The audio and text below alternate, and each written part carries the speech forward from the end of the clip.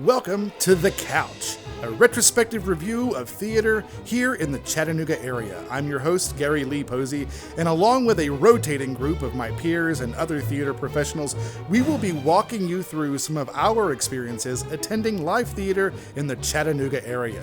You know, when I was in high school and just getting involved in the theater world, I thought everything I saw was amazing. Then I went to college and studied it. Then I went out in the world and experienced it. Then I went to graduate school and cemented my dogma. Then I came back to where it all started and became a producer. All of that made me watching theater very difficult. Even the shows I directed were difficult to watch.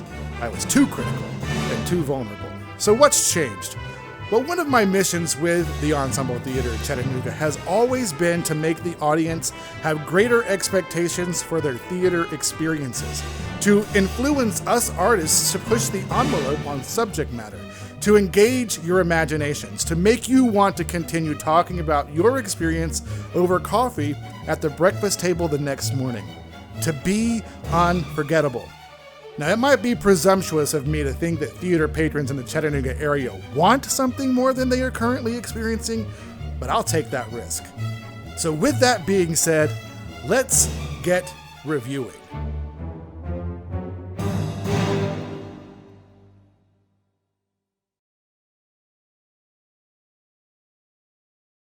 Welcome back, Christy. Thank you. Okay, so in this section of our The Couch reviews, we are going to talk about the Chattanooga Theatre Center's recent production of Little Shop of Horrors.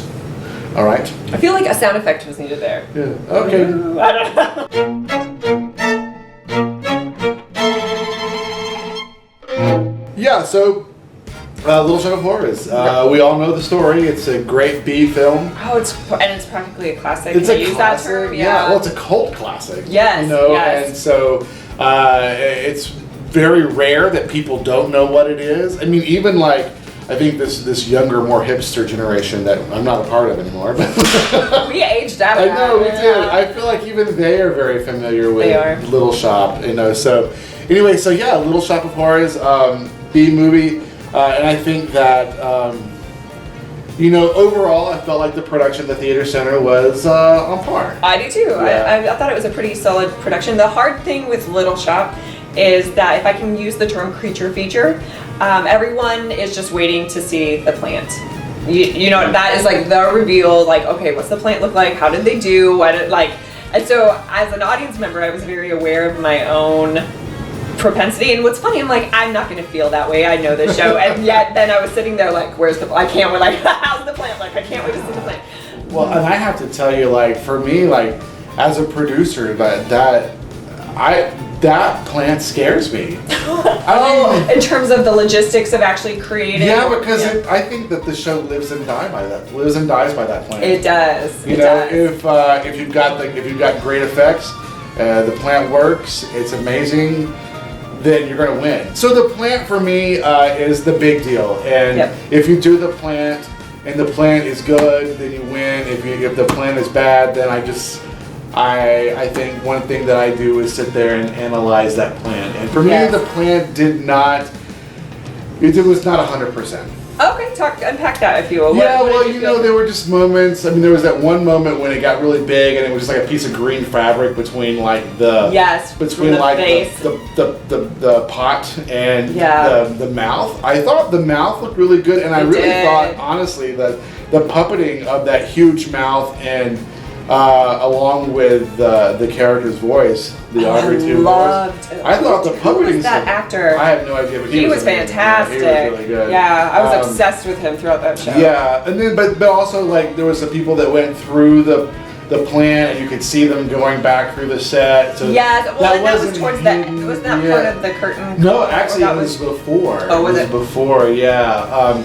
And so it was just those little small, and I know that's probably really picky, but for me, Little Shop is about the plant, you know, and so I hate to be nitpicky, but for me, the plant was just not quite there. Gotcha. Well, so, that would be like the one thing about this show that I didn't like very much. Okay, I was gonna say you probably would have noticed that. I was so This might sound silly. The only thing I noticed about the plant is I felt like there was a tooth that was loose. Which, you know, the whole dentist thing is very satisfying. I guess it was, yeah. Right? But it could have just been, I need new glasses, potentially. That could have been that. But I was so taken in by the actor's performance, by his voice. I really enjoyed. Audrey too, yeah. Yes. Yeah, I thought that the actor who sang and voiced Audrey too, and again, the puppeting skills of whoever was operating the mouth. Well done, yeah. I don't know who it was, but they were right on point for me. I just didn't, for me, the look of the plant was an issue. Gotcha. What did you feel like the show hit out of the park? Casting Garrett. Oh my gosh, yes. He was so satisfying in that role. There was just something, you know, and it's, there was a moment in the show.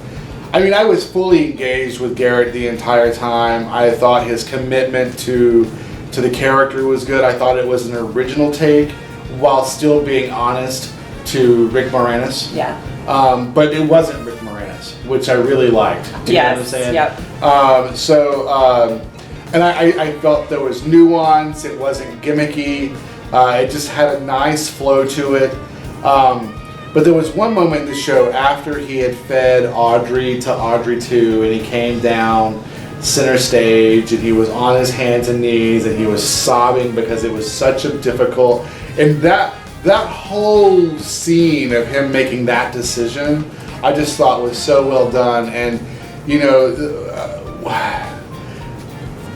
what I hated about the moment was that the audience, when we were there, they were finding humor in that moment. Yes, I agree. And I was like, oh gosh, you know, I felt so sorry for the actor because I was like, I don't know if that's what he wanted. If I were in that moment, that's not what I would want. I was so into the oh my gosh, what have I done? Moment and that vulnerable, like, you know, and I think in shows that are, you know, all about the fluff and all about the comedy and all about the gimmick, to have an oasis moment like that is, and I just felt like the audience wasn't with them, and I don't know if that's because they weren't expecting it or if the audience was in a different place mentally. Yeah. You know, but there was just there was a disconnect in that moment that I felt that there was just a lost opportunity. No, I really like that because I do think those opportunities do get lost when a show has reached the level of cult classic. You know, it becomes so much about the. Well, you know, and I'll say this. You know, one of the most disappointing things about the experience of watching Little Shop had nothing to do with what was going on stage. I agree. Was it more the audience? It was, you know. But they were enthusiastic. They were. It's not that they were a bad audience. Yeah, no. If anything, they were too good of an audience. They were laughing before punchlines were being said because they knew what was coming. Yeah. And I mean, how do you combat that? You know don't. what I'm saying? You can't. Yeah. And I mean, it would take strong direction and strong performance, and you know, just to really to derail where that audience was as far as pre-laughing or having a good time or whatever, you know, to get to that moment that I wanted with Garrett, you know, sobbing in the middle of the stage. I don't know that, but you know, that's not to say that it was a bad experience. It's just for me as an audience member wanting to invest in the show that I am seeing, not the show that I have seen or the story that I know, but me just diving into what's on stage in front of me now. This performance, yeah, right that was disappointing for me. I didn't feel like I was able to have that experience. You know? I definitely agree with you. Honestly. I don't know I don't know if you can fault anyone for that or be mad about it. You know, because it's a collective. It is. Yeah, no, I don't think you can point a finger necessarily on that one, but you did nail it. Maybe it's that the audience is so prepared because they know the show so well that the anticipation was gone. Yeah, you know, and it's so funny because I'll tell a lot of people, no one is coming to see you fail. Oh, everyone is coming to see you succeed. That's a great statement. Yeah. Right. Yeah. So it's almost like in this instance, the success was guaranteed when they walked into the theater. And that's a great feling to have. Absolutely. So that's nothing to be upset about. If anything, let's aim for that. Yeah, right. I think that's good. But it just seemed like there was nothing that anybody on that stage could have done that would have upset anybody in the house. Right. The audience I love a supportive environment like that, honestly, right. because I think it gives actors a strange sort of permission to right. go all out, because you're supported here and it's safe, and you have raving fans. Right. Actually, I thought that was one of the strong pieces of this show of Little Shop was the cast. Right. I thought it was well cast, and I totally agree. I felt like watching Garrett, I was. For me, one of my memories of him was a billion years ago with Lacage. Right, and right. so I just watched He was it. in Lacage with ETC back several years ago. Yeah, in 2013, 14. I should know this. 20 before we left Eastgate. That's the one. 20 before. But I was totally in love with his portrayal of the character. I really enjoyed him. Well, how did you walk away from the show? Like, what? If you had to summate? Yeah, I guess I would just say that I was disappointed.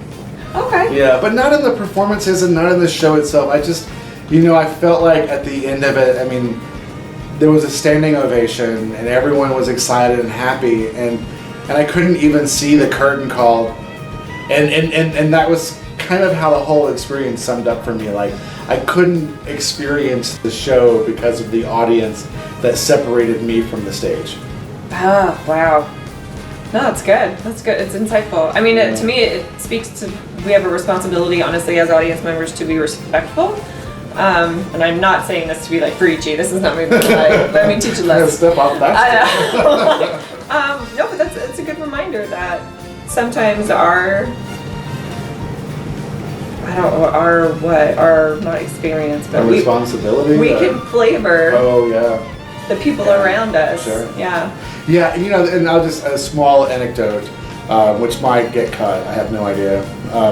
But when I went to see The Color Purple on Broadway, and I sat in the front row, it was me and I don't know, two other of my white friends, and we were surrounded in a sea of African Americans. And we were sitting on the front row, and of course, it's Color Purple, and there was a lot of what you could call and response kind of performance. People in the audience were definitely making commentary. Oh no, he didn't, or whatever. Yeah. Throughout, and it was hard to not get caught up in that experience, and I loved it. I loved it. It did not get in the way of my enjoyment or my experience of the show. Friends of mine saw the show, and we were on the front row. They sat like almost towards the back of the floor level. Okay. So they were behind all of that, and they had a completely different experience. What was their experience? Do you recall? They did not. They did not like similar to mine. So proximity definitely affects. Yeah, well, because all of that energy was between them and the stage. Yep. I was right in the middle of that energy. Feeling it all. Yeah, so the experience is completely different. So maybe that's something about where you sit. I hate sitting on the front row of anything because I don't want anyone to see me. Oh, funny. So I tend to sit towards the back. But I'll just sit on the and of course front. when we were watching Best, there was some audience member that was opening a piece of candy for what felt like 3 hours. Yes. Do you need help? I will open that for you. I joke about that, but yeah, I think that there's the collective of the audience, and what is the audience's responsibility in experiencing the show. They paid, each individual paid their hard-earned money to be where they're at, so it's not like, we should say you have to behave a certain way. Right. You know what I'm saying? Yeah, certainly it's individual prerogative. Yeah, but that's hard. But that's hard because, I paid my money too to go see the show, and I'm entitled to my experience as well. So, trying to find that balance, I've never had that experience before, so this was really new for me, and I hate to say disappointment because I don't want to discourage the cast. I think that I thought that their performances were bad, because that's not the case. But I just, as an audience member, I did not. Did you feel disconnected from the show? I did. Okay. It did. I was trying to put my own kind of word on it. Yeah, and I hope that that's not because I walked in with some preconceived idea. I hope that that's not it. I don't think that it is, but... well, which could be tricky though with a show as iconic as Little Shop because, as we've discussed, it's so known. You know? Yeah. It's so known that it scares me. You know, so I don't know. Maybe I had that. I was definitely filtering the experience through my fear as a producer. Oh, interesting. So again, you know, and this is something that you have to be, as an actor or whatever, as an artist, you have to be cognizant of. An audience's experience may have nothing to do with your performance. Yeah. You know, because it's so true. Lord knows what their day has been like. You know, and I know I did work at 4:30 at Starbucks that morning, so it was a long day for me. But I mean, whatever. I as an artist, I should go to performances with as open a mind as possible, and I think that maybe my mind was way too open. Okay. You know that I everything was coming into it. Well, I mean, for me also, I mean, I love this concept because I do think as artists supporting art, we do have a responsibility in a way to leave the baggage at the door. About so many things, maybe the performers, maybe a director, maybe a venue, maybe maybe we just had a bad day, but it's one of the, as you would with any relationship, you're about to have an experience, so walk into it as open and willing as possible. I think. Yeah. I do think you get out of what you put into a performance. As an audience member, so because I can remember the candy lady at us, and I'm just being like, please open your candy faster.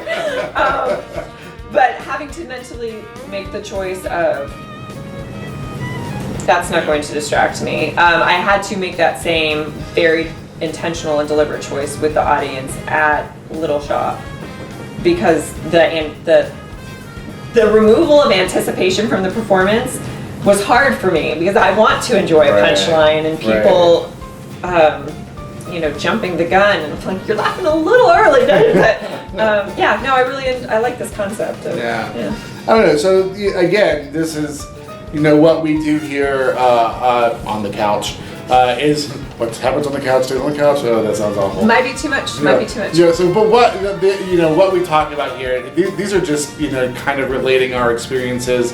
As audience members and as artists, we certainly don't want to make light of anyone's contribution or work. Oh, absolutely. Because, we know how difficult it is to get a product that we're proud of. Yes. And to have someone step in and just tear that to shreds is just rude. Yeah, so it's something you'll never hear us do. We know that this type of work is deeply personal work, and it's hope that it's deeply personal. We do, yeah, absolutely, and we know that there's a level of subjectivity on all sides. So this is just an experience. We're just two people watching shows, and talking about them. So don't please don't hear anything that we say and take it as any kind of rite of passage or whatever. Right. It's just what it is. We don't claim to be experts. We're just sharing the experience. Yeah, sharing the experience. That's what we're doing. Yeah. All right. Next up at the Theater Center, I believe, is Matilda. The musical Matilda. So I can't wait to see that. They also have Lion King Jr., which is also exciting because, Lion King, you can't get the rights to Lion King. So and now Junior is out, which means that's as close as you can get to it. So hopefully both of those shows do well as they kick off their next season, which I believe is like their 97th season. Oh my gosh, is it? Well, I knew it was getting up there. That's awesome. Maybe it's close to 100. That is amazing. I don't know. Red will fact check us on that. So, fact check us, Red. So anyway, so please go out and support the Theater Center. They do awesome work. They do, and they are the pinnacle of what theater is in Chattanooga and have been for a long time. And when they're doing really good, we're all doing really good. So please go support them. Yep. All right, that's us. We're out. I just want you guys to remember, Don't let our compliments inflate your head, and don't you dare let our criticisms deflate your heart. Keep creating.